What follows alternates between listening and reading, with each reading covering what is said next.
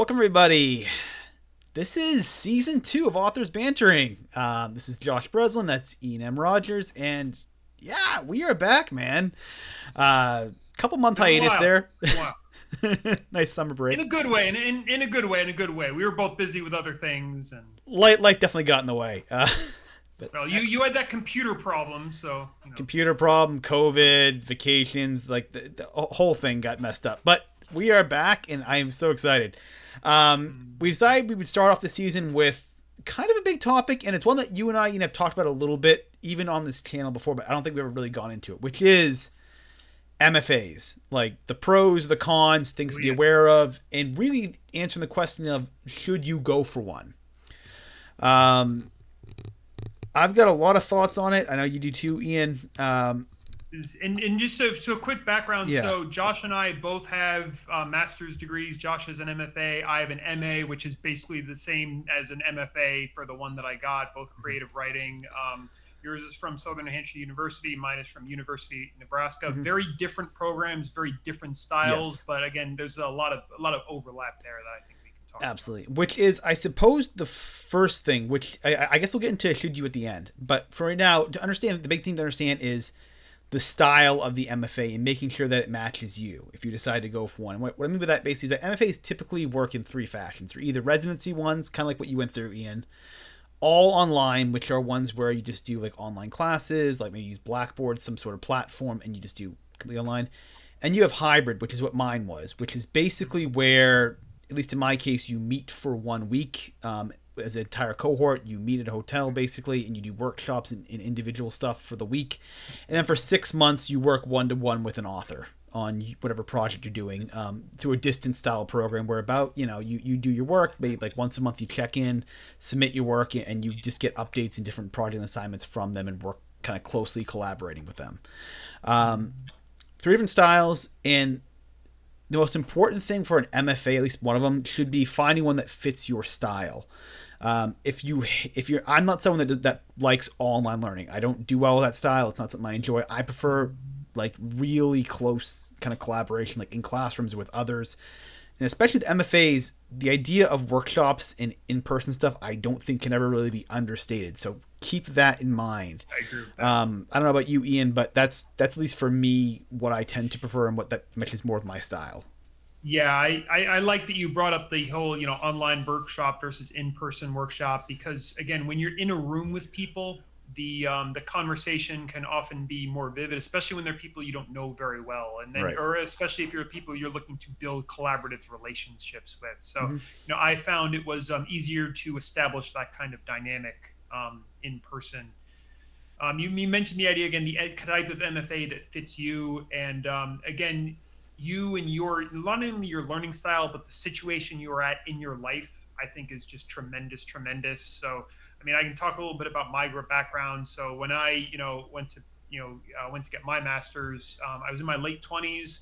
I was at kind of a transitioning point in my life. I was working an office job that wasn't really doing a whole lot for me. I was looking to make a big change, looking to enter the writing world in a more immersive type way. I really didn't have any writing communities at that point in my life. A little bit with people I knew, and some local stuff, but really it was a big fat zero. And for me, I was looking for a program where I could move halfway across the country and join communities and take in-person classes and get a new apartment and a new job, and make a bigger life transition. I didn't have a lot of roots where I was. It was very easy for me to do that. My residency, it was also tuition covered and then paid a living stipend as well. So, and it was an old school style. In exchange for doing an assistantship and then teaching, you would get your tuition paid for, and then a very, very small but enough to live on in the dirt cheap Midwest kind of stipend. So Mm. again, something like that. It was just me. I'm a frugal guy. It was easy to make that work. But again, that type of move across the country program, new life, new immersive environment is certainly not for everyone in that Yeah. respect. And one thing you hit on, which is important, is look at the benefits of the program in terms of not just what they offer in terms of just like, gaining the degree, right?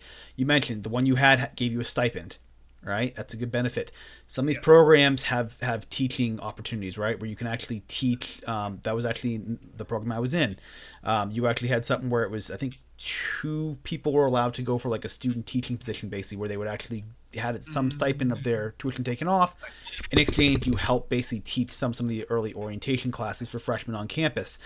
That's awesome because it gives you teaching experience plus it pays into helping out with a little bit of tuition, right? So look at these sort of benefits here.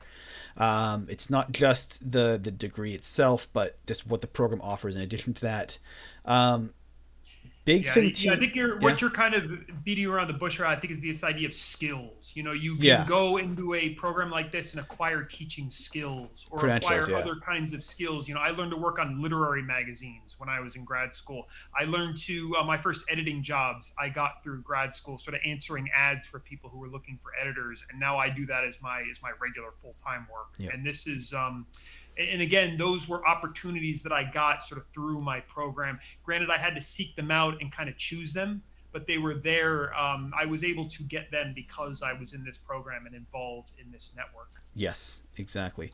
And right there, I mean, a big thing too, and probably the biggest takeaway from this whole thing is if you decide to do it, you get out what you put into it. MFA by itself as a degree, I don't think is really worth it at all. It's not like it can give you maybe a teaching opportunity, basically, maybe in the future, right? Maybe usually you need to If get you some. have the teaching experience to go with it, because Yeah, I think even just an exactly. MFA with no teaching experience, I think Bingo. that's not going to look very good. Like, Exactly. Yes, and this is kind of the core idea, which is the degree itself is not probably going to help you maybe necessarily too much, right?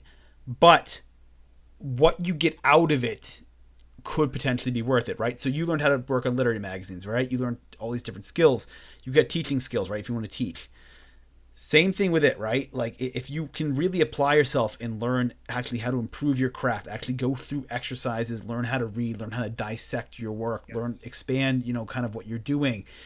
If you most of the MFA programs have their own magazines, right? If you submit to the magazines there and start getting used to submitting to lit mags, right? Yes, it's a local, one part of your program, but at least for us, we had one, and yes, taught you, how to get your deadlines in, how to get your word counts in, how to do the actual query letter for it. yes, Other thing too is there's a lot of connections that can be made in these programs, both with just yes, visiting. I mean, each semester that we actually met for a cohort, we always had like a visiting author, we always had like a visiting agent or editor from some publication that was there. It's a good chance to network if you have, and if you can, I'll say it politely, if you can politely kiss your professor's ass, you can, just to be frank, you can get in. I'm not saying that like in terms of no, no, no, no, like no. the kiss up, but I'm glad you chose that choice of words I actually because oh, go ahead, go ahead. no, well, I was gonna say every semester there was a professor that would have a student that was like their top student they'd work with, who would at the bar, like right next to like where they would do the speeches, would sit down and they'd be like, hey, listen, I want you to meet this person here, right? And they'd bring they go to the agent, I want you to meet my student here, right? Their work is tremendous and all this stuff. And the agent usually would say something, I always overheard this, be like, all right, yeah, so when you're done with the program, hit me up. Like they would give him like their card or give them the Mm, information. There's a way to make certain network connections here, and it's a big thing to take advantage of if you show promise, if you put a lot of effort into it. Um, I think it takes a little bit of self awareness to know where you're at with your skill level, but you can't deny that that's not an element of it. To be frank, yeah. um, No, no, yeah, I'm really glad you brought that up too, actually, because again, there's that, sort of networking, shaking hands, getting to know people, building connections in that kind of way. And then there's the actual skill, which I feel like we've been kind of sidewinding a little bit, but all the networking and all the opportunities and all the job skills in the world will not help you if you are not at a high enough skill level to make the actual writing happen. yes, And I mean, for me, probably the number one biggest benefit of going to grad school was that I had to sit down and work on my writing with people who knew their shit better than I did. And this is yeah, professors and the other students, and of course the feedback I got was not always perfect and not always really tailored to what I was trying to do, but it did encourage me to do better, yep, to rewrite things that I was working on, to question decisions that I had made that maybe weren't working. It got me out of this sort of one track tunnel I was in of working by myself evenings and bingo, weekends and thinking like, oh, of course this is working well, and then you get out in the world and find out that it's not. So getting to do that and to focus and to be able to show my writing to a mentor and to other people who would react to it in the real world way, again, it taught me so much. And it really, as far as skill building and building my craft, I mean, those 2 years were the most progress I've ever made when I was in that program. Absolutely, and that's you're exactly right. I think like on a scale of like 1 to 10, right? If your writing's at like a 6 before you go into the program or a 7, Mm-hmm. MFAs can probably bring you up to like like 1 or 2 levels, right? So if you come in at a 6, maybe you get to a 7 or 8 in terms of skill when you leave. If you come in at like a 7, maybe like maybe an 8, maybe an 8.5, something like that. And I know it's weird to think you're writing in terms of that scale system, but it can be helpful to recognize that if you assign like a 10 as someone whose work can be published, right? Like, yeah, this is a publishable skill, right? If you come in at like, say, a 4 or 5, right, where you're at, you getting to a 6 or 7, you're not going to probably see a huge, yeah, it's a big jump, like it's a Yeah. huge jump. You're probably not going to see the payoff for a while, right? Because you're going to still be Yes. writing for many years outside your MFA days, trying to get maybe your skill level where you can be published, right? You may not come out of your MFA being ready to be published, as opposed to someone that maybe goes in with a skill level of maybe like an 8, right? And they come out maybe at like a 9 or maybe even a 10 and can have Yeah. their work published right away. It's a big difference, and it's important to recognize when you sort of play that Yes. ace card, right? You can play your ace card just once. You flip it, it's an advantage, right? The MFA is the ace card, right? You play But it then again, early, you you know. play it at the right time. If you're Yes. still at a 4 or 3 or even less than that, certainly, then it's not going to be worth it for you to go to an Bingo. MFA. I mean, granted, you're still going to develop, but maybe you could do that same development by yourself Yeah. to get up to that 6 or the 7 level before you join the MFA program, Absolutely. and then you'll really get more out of it. And honestly, all the networking and skill building type stuff that we've been talking about will also be of more benefit to you because you'll be at this more mature place with your work and able to take bigger leaps and grounds that you would be very difficult for you to build up on your own. I think that writers who are just starting out, a lot of the skills that they need are the skills that they can practice on their own. Yes. The ass in the chair type stuff, looking at your work critically, reading like a writer, absorbing a lot of different types of writing, finding out what works for you, experimenting on the page, building up the endurance it takes to write, a few hundred or thousand words a day sometimes. And those are skills that you can build on your own. You don't need an MFA program for those very basic, fundamental kind of skills. Absolutely. No, absolutely. And that's a really important idea, which is getting to the point where you need to know a little bit more than what you do, right? When you start at like a 3 or 4 very early on, anything can improve you, right? Anything can help. And I think you as a teacher, you've probably seen this, I've seen this with people I coach too, which is like when you're such a novice, right? Any advice I can give can help you, and it's hard for me to be very prescriptive with something, right? Like it's very hard for me to pick out where your mistakes are. The more refined your writing is, the more advanced you get, right? The more that you need maybe someone else to point out, and the more beneficial the advice is. If you go in there and you've got really solid writing, and you've got maybe 2 or 3 areas to tweak, maybe you're just not good at pacing, maybe you're not good at maybe showing and telling, maybe you don't know how to weave a scene and summary and weave Yeah. those in well, right?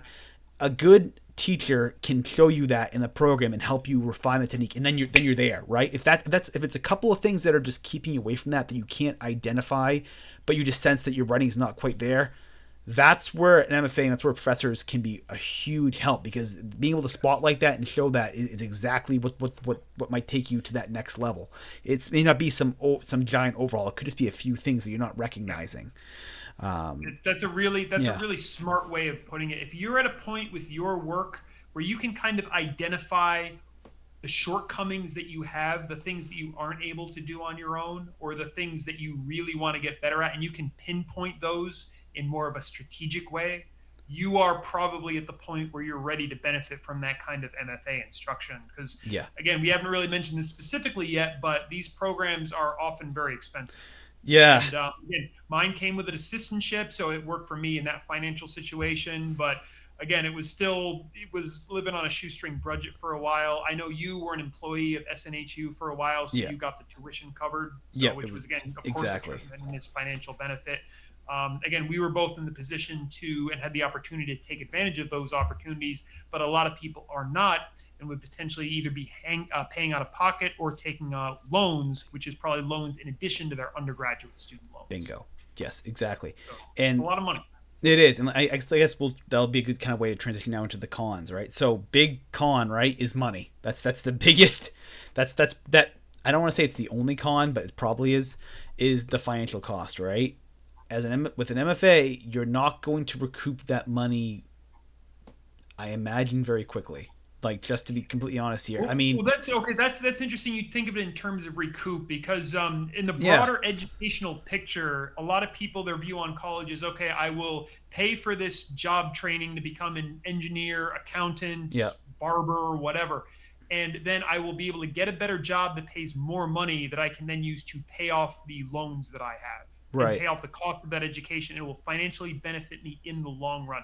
If you look at it strictly from that point of view, an MFA is not worth it at all because no, it will take you so long. If you're paying out a full program out of pocket, it will take you so long to recoup those expenses that you are paying for right, whatever the cost is now, or for the cost of your particular program. I think that you don't go to an MFA to gain financially from it. You go there to gain opportunities that you wouldn't have had before, skills that you wouldn't have had before, and then to develop your writing in this way that we've been talking about. Financial gain of any sort should be, again, and these opportunities and these credentials can help you along the line as that has for both of us, but that should not be your primary, or you shouldn't be calculating, okay, it'll take me X number of years to pay off these loans based on this job I get. Just doesn't work that way. okay. And it's okay. This is good. So this is where we disagree a little bit. I like this because I agree with you No, no, completely. yeah, because again, I I definitely want to hear your Yeah, take on this. no, I agree completely. MFAs basically are opportunities. That's what they are. They are a chance for you maybe to. It's a gamble, but that's what it is. You have to recognize it's a gamble. A lot of it though falls on you, right? Like it's not just a straight chance. A lot of it does fall on you and your determination. If you slack off and you wasted it, right? But let's be real here, right? Yes, I didn't pay anything for it. I quit a job, applied to the program, was unemployed, got a job at the university where the program was, and then got accepted into the program. So I did a bit of a gamble just before it even got there, and it just worked out for me. A lot of people, though, let's be real here, right? We're talking like 25K now at least for I haven't seen what the regular price is for MFAs now, right? That's if you got a traditionally published offer, right? Like that's like what, two book deals nowadays, basically, like two advances right there, like I mean, it, maybe. it, it varies, but yeah, Yeah, like so that's think about pretty that, close. right? That's the equivalent of like like two book deals right there. And yes, if you view it like, oh yeah, over the course of my rest of life, I'm sure at some point maybe I'll get a book deal, maybe I'll make this back at some point with all my books. Perhaps you may, but keep in mind that's a lot of money up front to pay. So bear that in mind. And with that being said, kind of like me, kind of like you, Ian, there are workarounds, right? There are ways, if you're clever enough, if you are a bit more cerebral, that you can look at maybe approaching these situations. I'm saying it works for everybody, but I'm not the only person to ever not pay for an MFA. I'm sure you are as well, right? Like there are ways, there are workarounds. So again, keep that in mind.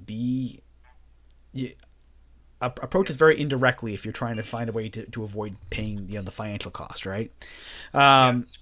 but Or paying less costs. I mean, yeah, it's the idea that a low residency MFA program is 100% going to be less than a full time residency MFA yes, program, for example. And absolutely, and then just that price difference could be, what makes it work for you versus what makes it doesn't work for you. And again, we kind of started this conversation by talking about, okay, what works for you in your particular situation, and if cost is a factor and you're not able to get an employee free tuition or enter one of the assistantship programs, which again are disappearing very rapidly, then maybe the low residency is going to be the best compromise for you. possibly, yep, exactly. And so that's a big con right there. That's the obvious one. That's something to keep in mind.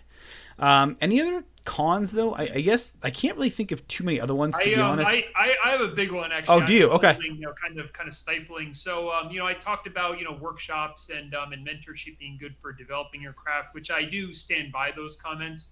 But at the same time, I think that many writers should be, especially vulnerable or insecure writers, should be very careful about the sort of homogenization of Yeah. writing through Okay. workshop.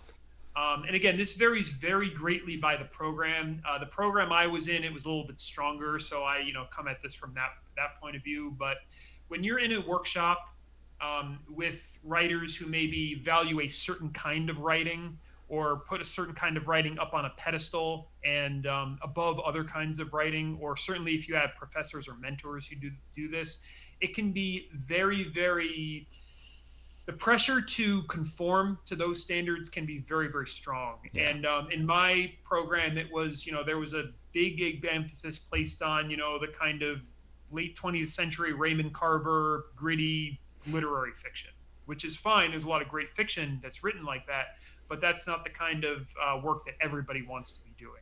And so, for example, when students would very occasionally bring in work that had more of a sci-fi, fantasy, or speculative element, that work was very often dismissed and seen as lesser. And those students, didn't last very long either because they stopped coming to workshop and focused on other things, or they changed their writing to something that they felt the workshop might find more acceptable in that kind of case. And again, not every workshop is like that.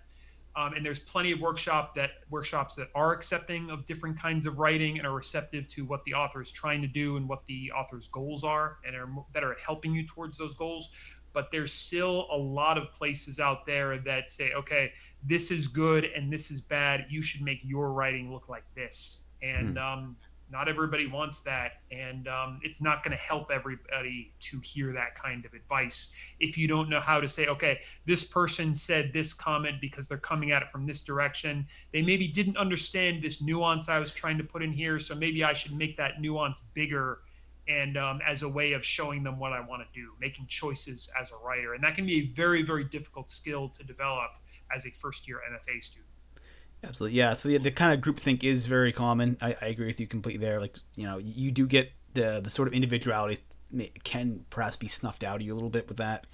Something to be aware of for sure. Yeah. But otherwise, though, I mean, overall, I think outside of cost, I really don't think there's that many cautionary elements to an MFA. I really don't. I would At say least that the one I've got a lot of caveat, rosy. I guess I got some rose tinted glasses. I guess I don't know. But what's that? Oh, sorry. I said I guess I have some rose tinted glasses or something. I don't know because that's all I ever thought But about was the again, cost. you had a very good experience in your Oh MFA, yeah, and again, mine overall, especially once I learned to navigate the waters, was it benefited me tremendously in that sense. But I think the one con I will mention is picking the wrong MFA could very well be a con. Is if yes. you're somebody who thrives in person, but you're doing an online MFA, maybe that's not going to be good, or maybe if you're not able to get a good mentor who understands your work, that could interfere with your ability, or you're, for example, just not at the right time in your life, and you do it too soon, or you do it too late even. If you're maybe further developed in your career and then you go back for an MFA for whatever reason and you realize you're ahead of everybody else, you're going to have trouble finding peers that you can talk about your work with. And I just goes back to this idea of look at your own situation, look at what you want, look at how an MFA can benefit you, and then make a decision based on that. Don't go into it because you think you should, or if it's like, oh, okay, that's what writers do, or worse, because family or professors or anyone is pressuring you and telling you this is the right way to do it. There's plenty agree of other ways to learn to be a writer. My cat's joining us here. Come on, little buddy. Yeah. So you did mention though the idea of sort of being aware of the right type of MFA, right? So we went over that. Other considerations. I know for myself, the big one for me, and the reason why I went for mine was professors. Like I actually studied, I knew who the professors were, I knew who the authors were that were in the program, and I liked their work. In fact, I picked it solely because there was one professor there who I absolutely loved. And I think it's very, very important to recognize who's teaching at these things and liking the style that they teach at. You may not necessarily like the books they put out, but recognizing just who's actually teaching there, what are the merits of these professors, how experienced are they in the industry, etc. I don't know about you, Ian. Well, no, but it's that idea that people would go to an MFA program to work with a particular professor and whose work that they are passionate about and that they know would be relevant to their own work. And I think that can be a really, really good benefit certainly for networking and meeting the people that you want to be meeting, but also making sure the other person gets your work and helping to learn more about that particular style or genre of writing, I think can be just tremendous. I would say the one word of caution in that area though is that, again, if you go to a MFA program and work with a specific professor, make sure that professor is still actively teaching and still taking on students, Yeah. because there's a lot of where it's the professor's only there in the fall, or they're full up on Yeah. mentees, or they're actually a professor emeritus, or they're not really involved with teaching anymore, or something like that. So doing a little bit of homework before you actually sign on to an MFA for that reason can save you a whole lot of headache. Bingo. Yeah, absolutely. And I've experienced that as well. Basically, where we've had professors that people actually come into the program to work with certain professors, and they found out that yes, they're not available this semester. They're not coming. They're away right now. Right. They are a traveling professor. They can come. They come in occasionally. Right. They're visiting. That's happened before as well. Something to keep in mind is that idea of just knowing who's full time faculty, who you're probably going to be working with, figuring out the style and all that. Yep. And Um, and this goes back to the idea of, we talked about this in the very beginning. So not only, does an MFA fit where you are in your life right now, but does this specific MFA fit your needs and what you are looking to get out of it? We talked about the different kinds of programs, the full-time, the online, the hybrid, the low residency. And it's the idea that, okay, the program that you're looking at, is this what you want? Not yeah. only because are the people there the ones that you want to be working with, but just does the timing, does the cost fit your budget? Does it sync with your learning style? And these are very important questions to consider. That's a little bit beyond the to MFA or no MFA. Is picking the right MFA can be a pretty big part of that equation. Yes, exactly. And I guess to leave it then, right? Because we've gone over sort of where you should be at if you decide to do it. The main con being the cost. We've gone over what to look for now. Lastly, I guess I would probably leave people with two ideas. If I was to kind of be like, hey, should I do it or not? Two considerations every time. All right, everybody, out of here. I would leave it with two considerations. The first is this could very well be the best time of your life, right? That's a very common thing people that go through MFAs will talk about, is the idea that they never experienced more improvement in their writing, but they also never experienced more joy and more creativity and a lack of being understood. Especially people that do like memoirs, for example, and nonfiction work. That's a huge thing for them, is the idea of being in a place where they can be open about themselves, about their writing. Writing is a very personal thing. Even if it's fiction, you're probably coming from some place that you've experienced before, and be able to share it with people, be able to get a little bit deeper and to build that kind of trust with people is very, very rare in the real world. And so often MFAs are looked at with this kind of like we were in the bubble together. We were in this period where this very brief time in our lives where we could share each other's work. I could see, what you were doing, you could see what I was doing. And it's this very intimate sort of space. It's hard to really explain if you haven't gone through it. But many people look back on that and talk about that being the best time of their life. Consider that when it comes to the cost. I don't know what that means to you, but just consider that this might be the experience for you. Yeah, And that's a yeah. oh no, I don't know if that's a little bit, we I you and knew I you were agree. not going to feel the same way. I knew it. I No, knew no, it. but no, Yeah. it's important because you had a all around more positive experience in your MFA than Yeah. I did in mine. Yep. And I think that, again, mine was more mixed. There were tremendous benefits and positives, again, especially in Mm-hmm. terms of my personal growth and the opportunities. But, was it the best time in my life? Certainly no. Was it the best development I've ever had in my creative life? Yes. I Yep. have never grown as much in terms of my writing and my abilities as I did in those 2 years. And That's for fair. that, in that respect, it was tremendously, tremendously valuable. So, Very fair. we don't want to, again, as a non-rose colored glasses, commenting on this subject. Again, it's the experiences can of course be great, but the growth, the development, that I think is your stronger, more permanent takeaway. It is. Yeah. That'll carry with you. I agree. And lastly, I suppose the final thing I would tell somebody is the worst tragedy that happens, I think, when you do an MFA is starting the MFA, graduating and then not writing afterwards. Ian, I know you've seen this before. I've seen this with people all the time that will go through MFA programs, and it's 2 years later, and I'll talk to you, and they'll say, "I haven't done really anything since the program. I got my story that I wrote in the program sitting there. I'm thinking about it if I want to get back to it." It's you spend all this money, all this time, all this effort to build this skill up, and now you're just squandering it, right? And Yeah. you'll be much more kind about this than I am. I'm sure. Well, no, but it's so I think there's different reasons for that, and again, Yeah. I've seen this too. The least forgivable and really sad reason is that when people are in the MFA and they rely on the structure of the MFA to make them right. So the deadlines, the working with professors, the getting feedback, the kind of pressure, and these things drive them to write. And they're not developing these sort of self-motivated scheduling, goal-setting skills to really write on their own without a framework.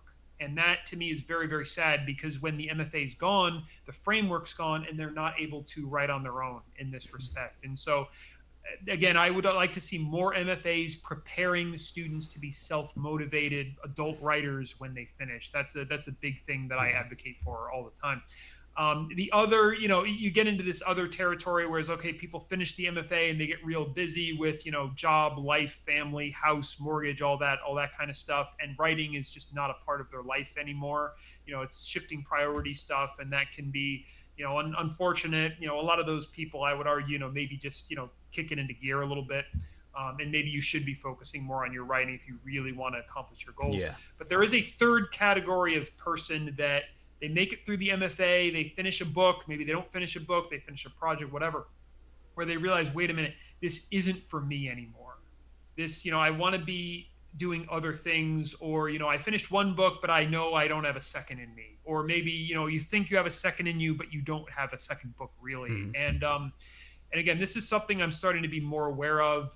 Courtney Mom has a great book where she mentions this. It's called Before and After the Book Deal. She has an entire section on this idea of, okay, what do I do if I want to give up, or I decide writing isn't for me, or I finished a book and I can't do a second book? And she says that's okay, because, again, we all have different priorities. We all have different things that we want to do, and those priorities can change, or we can find out that, it's not what we thought or not what we really want to be doing. And you should be honest with yourself about that. Don't think that you have to keep writing after the MFA because you've come this far and might as well go further, because you're not going to be happy doing that. And if you finish and you really find, you know what, I'm done, I want to be doing other things, that is okay. If it is a conscious choice that you make, as opposed to a, well, I would like to be writing, but kind of scenario. Yeah, no, exactly, you're right. And you do move on, right? Some people do move on, they do change priority and all this stuff. But man, that is such a that feels, that at least to me feels like such a waste. But it depends too, and I guess it also, you need to know going in what you want your career to look like, right? To a degree, you want to know, hey, do I have just one book? Is it just this memoir I want to do? How much is it worth? Or do I want to write for the next 20, 30, 40 years basically of my life? Something to consider with it. But yeah, so I think we've covered. That is probably a better note to end on, actually. Yeah, I was gonna say I think we've covered just about like all the major aspects of it. I know it's a big decision. And if anybody has questions, hit us up in the comments. Yes. Reach out to any one of us, because again, this is a topic that I think both you and I have a lot to say about. And again, it's more helpful to talk to somebody who's been through it before, because there's a lot of what ifs, or the hopeful that it's ideas that it's going to be a certain way. But again, if you're considering an MFA program, please reach out to somebody who's been there and talk to them about their experience and the pros and cons, because I guarantee you they're going to have different things to say than either of us. Oh, absolutely they will. Yeah. But with that this has been the episode here. Again, lot to discuss there. I hope we kind of laid everything out, gave you some new ideas maybe to consider if you're thinking about going for your MFA. As always, any kind of comments, leave them down below. If you like the video, please give it a thumbs up. And lastly, we do take questions from the audience here. So if you have any kind of topics you ever want to be discussed, let us know. We'd be more than happy to go over it in a future video. But with that, we're going to sign off here. This is the debut of Season 2. I'm Josh Bresslin. That's Ian M. Rogers, and we're going to see you next week. Take it easy.